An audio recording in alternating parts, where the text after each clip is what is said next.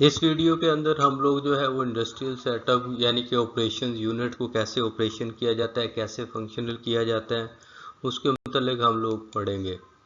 तो इसमें सबसे पहले जैसे यूनिट को स्टार्टअप करना है, तो स्टार्टअप करने से पहले you must be at fully active temperature before catalyst को जो है आपने एक्टिव करना है, उसका टेम्परेचर देना है इससे पहले कि उसके अंदर सल्फर डाइऑक्साइड जो है वो गैस फीड की जाए।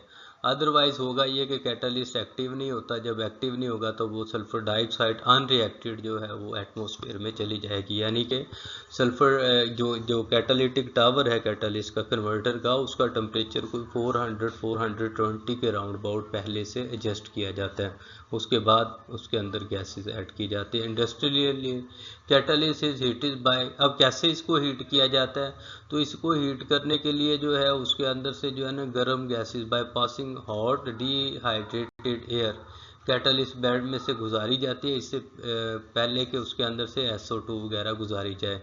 तो यानी कि पहले कोई और कैटलिस्ट की मौजूदगी में सिर्फ हॉट गैसेस जो है जो कि SO2 नहीं होती, जस्ट उसके अंदर से पास की जाती है ताकि किसी तरह से उसका टेम्परेचर जो है वो ऑब्टेन किया जाए जहाँ पे कैटलिस्ट एक्टिव हो सके।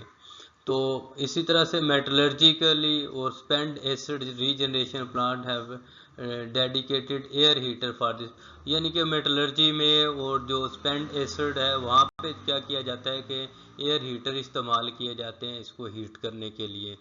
और उसके बाद sulphur burning plant heat dehydrated air in the sulphur burning furnace, तो उसके अंदर हम लोग क्या करते हैं कि जो सल्फर बर्निंग प्लांट है जिसमें जस्ट सल्फर बर्न हो रही है वहाँ पे डिहाइड्रेटेड एयर यूज़ करते हैं। अब ये सारे प्रोसेस के अंदर इन जितने भी प्रोसेस है ना एक्चुअली वहाँ पे पहले हाइड्रोकार्बन जो फ्यूल है उसको बर्न किया जाता है, यानी कि अभी यूनिट बना लिया है, यूनिट को अभी चलाया नहीं गया, तो यूनिट को स्टार्ट करने से पहले क्या होगा कि जैसे पेट्रोल है या ये मीथेन गैस है ये फर्नेस के अंदर बर्न करेंगे, ड्राई एयर यूज़ करेंगे मुसलसल उसके अंदर, और उसके ज़रिए जो है वो ये गैसेस कैटालिटिक कन्वर्टर के अंदर से पास होगी। तो जब ये अपने मैक्सिमम एक्चुअल टेम्परेचर जो है अटेन कर लेंगे कैटालिस्ट, तो उसके बाद जो है इसको कहते हैं कि कैटालिस्ट एक्टिव हो गया, अब ये रिएक्शन करेगा। तो उसके बाद एक मरतबा कैटालिस्ट बेड जो है वो हॉट हो गया तो फिर SO2 प्रोडक्शन जो है ना, यानी कि SO2 हम उसके अंदर से पास करते हैं, और वो SO2 क्या होती है, क्लीन होती है, डिहाइड्रेटेड गैस होती है, तो उसको हम कन्वर्टर में से पास करते हैं। तो इब्तदा में अभी इतना अच्छा रिएक्शन नहीं होता, यानी कि बहुत एफिशिएंट रिएक्शन नहीं होता। तो जब यूनिट चलता है इब्तदा के अंदर तो फुली रिएक्शन नहीं होता, तो SO2 गैस जो है कुछ इन्वायरमेंट में जाने का खदशा होता है, तो इस वजह से इसको जो है मुसलसल न्यूट्रलाइज किया जाता है, ख़ास तौर पे पहले 12 से 14 घंटे के अंदर।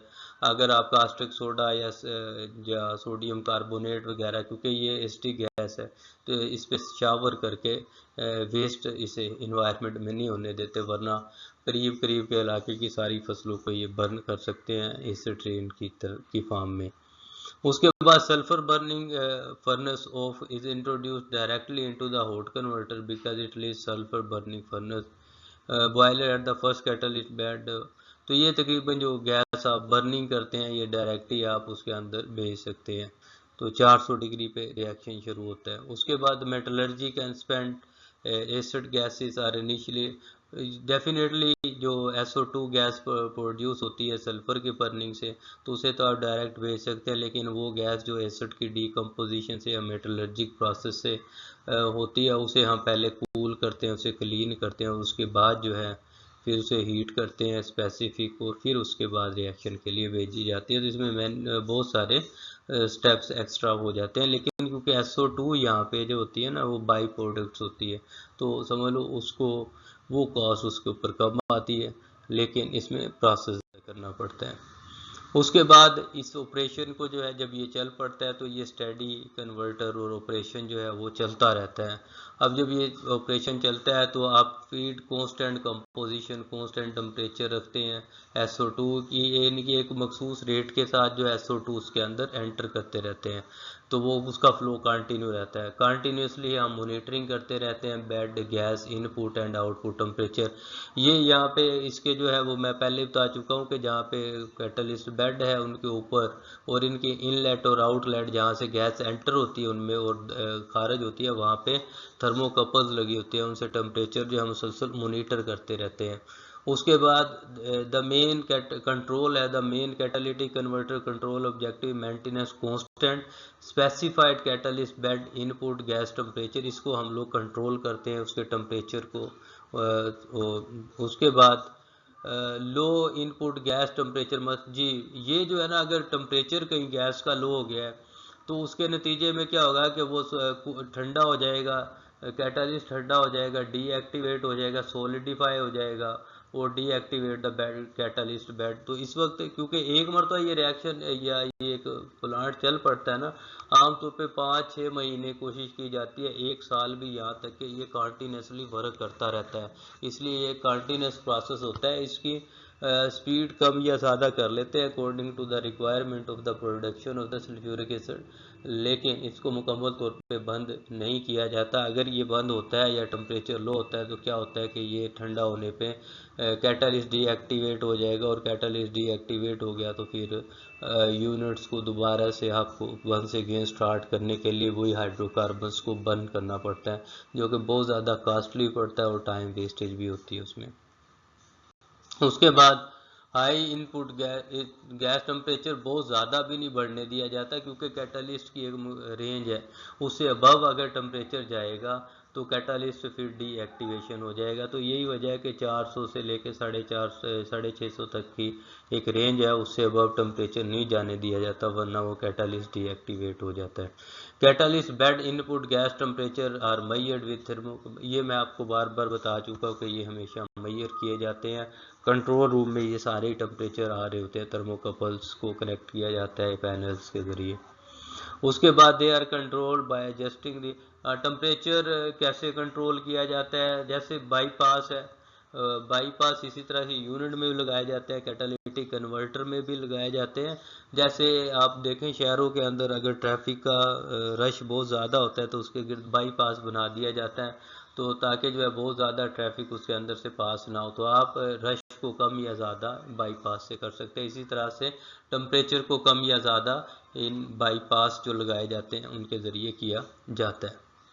उसके बाद catalyst bed exist temperature are also measured, they are inactive each bed SO2 oxidation है जी। ये इंडक्टिव होता है, जब ये हम टेम्परेचर हर एक बेड का कैटालिस्ट का नोट करते हैं तो वो भी इंडिकेट करते हैं कि उसकी एफिशिएंसी कितनी है।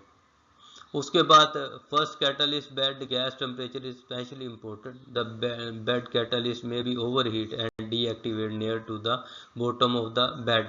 तो यहाँ पे क्योंकि पहले बेड में आप लोगों ने देखा है टेम्परेचर कोई 650 के राउंड अबाउट चला जाता है, तो यहाँ पे खदशा होता है कि वो डीएक्टिवेट ना हो जाए, तो इसको ओवर हीट करने से बचाया जाए। उसके बाद नेक्स्ट वन है कि जो प्लांट है उसको जब शट डाउन करना हो तो उसके अंदर क्या होता है कि कैटालिस्ट जो है ये रिएक्शन जो है इसको स्टॉप करना है। सबसे पहले तो इट मीन्स कि आपने सल्फर डाइऑक्साइड की गैस जो है इसकी प्रोडक्शन, सल्फर डाइऑक्साइड गैस की प्रोडक्शन जो है वो आप स्टॉप करेंगे, यानी कि आप सल्फर बर्निंग बंद कर देंगे। दूसरे नंबर पे क्या करेंगे कि आप 470 डिग्री पे जो है डिहाइड्रेटेड एयर जो है वो ब्लो करते हैं कैटालिस्ट बेड के अंदर, और ग्रेजुअली जो है उसका टेम्परेचर कम करते चले जाते हैं, और उसके बाद फिर वो यूनिट को आप बंद किए। उसके बाद है कि ये कैटालिस्ट की एक्चुअली ज़रूरत क्या है।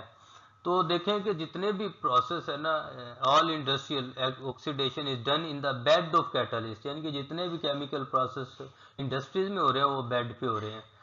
बेड यानी कि कैटालिस्ट होते हैं। सेंडर एट ऑल 1984 में एक्सप्लेन किया था कि इसकी ज़रूरत क्यों होती है कैटालिस्ट की। Gas face oxidation of sulphur dioxide is kinetically inhabited and virtually impossible without a catalyst and any temperature। ये कहता है कि सल्फर डाइऑक्साइड को ट्राइऑक्साइड में यानी कि कन्वर्ट करने के लिए ना काइनेटिकली ये मुमकिन नहीं है कि ये हो कैटालिस्ट के बगैर किसी भी टेम्परेचर पे। ऑर्डिनरी टेम्परेचर पे द रिएक्शन इज स्लो, क्योंकि स्लो होगा reaction. In practical term it doesn't occur at all. जब आपने बहुत ज़्यादा इसकी प्रोडक्शन करनी है तो ये किसी तरह से भी काम नहीं कर सकेगा। Increasing the temperature increasing the rate of reaction, तो इंक्रीज हो जाएगा। फॉर एग्जांपल हम टेम्परेचर बढ़ा दें कि सल्फर ट्राइऑक्साइड बन जाए, but simultaneously the position of the equilibrium shift unfavourably, यानी कि वो राइट की तरफ मूव करने की बजाय, यानी कि सल्फर ट्राइऑक्साइड बनने की बजाय सल्फर डाइऑक्साइड बनेगी, sulphur trioxide towards the sulphur dioxide and oxygen. Without a catalyst, temperature need to make the system react at practically speed so high that very poor conversation, temperature जो है बहुत ज़्यादा high रखना पड़ता है, लेकिन इसके अंदर कन्वर्सेशन जो है वो कम होती है, तो इस वजह से कैटलिस्ट बहुत ज़्यादा लग सकते हैं। ये यहाँ पे जो है मेरे पास एक एक्सेल शीट है जो कि आमतौर पे ये यूनिट्स की है, वहाँ पर पैरामीटर्स वगैरह जो चाहिए होते हैं वो इसके अंदर इंडिकेटेड है, जैसे कि यहाँ पे टाइम से ऊपर दिया गया है, और यहाँ पे मुख्तलिफ टेम्परेचर जो है जैसे लाइक यहाँ पे जैसे फर्नेस का टेम्परेचर 748 टू 750, नेक्स्ट देखें इन्होंने रेंज भी दी हुई है कि 700 टू 800 डिग्रीज का टेम्परेचर रेंज रहनी चाहिए। इसी तरह कन्वर्टर फर्स्ट बेड इनलेट पे 423 टेम्परेचर है, और उसके आउटलेट पे 580 टेम्परेचर है। इस तरह से ये चारों बेड्स के अंदर जो है वो टेम्परेचर को कंट्रोल किया जाता है। तो ये सारा डाटा या ये सब कुछ जो है तमाम पैरामीटर्स जो है वो स्क्रीन पे आ रहे होते हैं, तो मुसलसल ऑपरेटर इन्हें नोट करता रहता है, अकॉर्डिंग टू इसके जो है वो एडजस्ट करता है। उसके बाद अभी बात करते हैं इस सारे प्रोसेस के अंदर जो सबसे इम्पोर्टेंट जो चीज़ है वो है कैटलिस्ट। अब कैटलिस्ट क्यों ज़रूरी है, सारी प्रोडक्शन जो है ये कैटलिस्ट पे बहुत ज़्यादा डिपेंड करती है। तो सबसे पहले कि कैटलिस्ट को कैसे मैन्युफैक्चर किया जाता है, तो कैटलिस्ट को मैन्युफैक्चर कैसे किया जाता है, तो catalyst mixing vanadium oxide, alkali metal oxide और डायटमोसियस अर्थ यानी कि सिलिकॉन ऑक्साइड जो है ये पाउडर, इनको मिक्स किया जाता है और इनकी ना एक पेस्ट बना ली जाती है। इन सबको लेके केमिकल्स को पेस्ट बनाते हैं विद वाटर। इनऑर्गेनिक और ऑर्गेनिक बाइंडर आप इस्तेमाल करते हैं, जैसे वाटर यूज करते हैं, कोई बाइंडर जो है वो यूज कर लेते हैं। Excluding the paste into the ring और पैलेट्स, इसकी ना शेप मुख्तलिफ किस्म की फिर उसको शेप दे लेते हैं, क्योंकि एक तरह की पेस्ट बन गई है तो पेस्ट को कोई भी वो शेप दी जाती है। उसके बाद chopping the extruded into rings और pellets, baking the ring and pellets in an SO2 और SO3 एटमोसफेयर। SO2 और SO3 के एटमोसफेयर के अंदर इसको बेक किया जाता है। वाटर रिमूव कर दिया जाता है, इसके अंदर स्ट्रेंथ आ जाती है फॉर्म मेटल अल्कली सल्फेट और पायरोसल्फेट्स। तो इस तरह से ये इसके अंदर ये बन जाते हैं मेटल सल्फेट या पायरोसल्फेट्स। सिलिकॉन सल्फर डाइऑक्साइड या trioxide adjusted to the manufacture specific sulphate pyrosulphate ratio, ये इसकी मखसूस रेशो जो है वो एडजस्ट की जाती जरूरी होता है। अब ये कि कंपोजिशन एंड मैन्युफैक्चरिंग, इसकी कंपोजिशन इसके अंदर यानी कि मैन्युफैक्चरिंग तो मेथड आपने सीखा, अब इसकी कंपोजिशन क्या होती है और कमर्शियल स्केल पे इसको, तो एक रफ यहाँ पे आइडिया देते हैं कि 4 to 10% V2O5 होता है वेनेडियम पेंटाऑक्साइड, 15 से 20% इसमें पोटेशियम सल्फेट या पायरोसल्फेट होता है, और 2 से 5% इसमें सोडियम सल्फेट या पायरोसल्फेट, और 5 से 15% इसमें सीजियम सल्फेट या पायरोसल्फेट होता है। इसके अलावा बाकी 55 to 70% जो है पोरस डाई एटमोसियस सबस्ट्रेट होता है, यानी कि सिलिका होता है उसके अंदर पोर्स होते हैं। तो permanent deactivation can occur when the catalyst is poisoned by the arsenic और फ्लोरीन, यानी कि इसमें एक्टिवेशन वक्ती तौर पे तो हो जाती है, बास का टेम्परेचर कम ज़्यादा होने से डस्ट वगैरह से, तो उसको साफ किया जा सकता है, टेम्परेचर हाई किया जा सकता है तो दोबारा से और टेन किया जा सकता है। लेकिन अगर मुस्तकिल जो है वो आर्सेनिक की क्वांटिटी अगर फ्लोरीन चली जाए तो वो क्या करेंगे, इसको वो एक्सपोजर टू मॉइस्चर और हाई टेम्परेचर, तो ये बहुत ज़्यादा हाई टेम्परेचर पे हो, मॉइस्चर में बहुत ज़्यादा एक्सपोजर हो जाए या पॉइजन्ड हो जाए आर्सेनिक से या फ्लोरीन में, ऐसी कंडीशन के अंदर कैटालिस्ट परमानेंटली डीएक्टिव हो जाता है। तो अब ये देखें ये कैटालिस्ट की कुछ शेप्स हैं, फोटोग्राफिक्स में देखें कुछ पैलेट्स की है, कुछ रिंग शेप्स में है, स्टार रिंग्स वगैरह वगैरह, तो ये इनकी डिफरेंट शेप्स के अंदर है, अकॉर्डिंग टू द रिक्वायरमेंट ये डिमांड की जाती है। उसके बाद maximum and minimum catalyst operating temperature, तो यहाँ पे जो है ना तकरीबन 400 डिग्री जो है इसका लोएस्ट टेम्परेचर है और 600 डिग्री तकरीबन इसका जो हाईएस्ट टेम्परेचर है। इस इससे अबव ये वर्क कर सकता है और इससे बिलो ये इंश्योर करेगा रिएक्शंस को।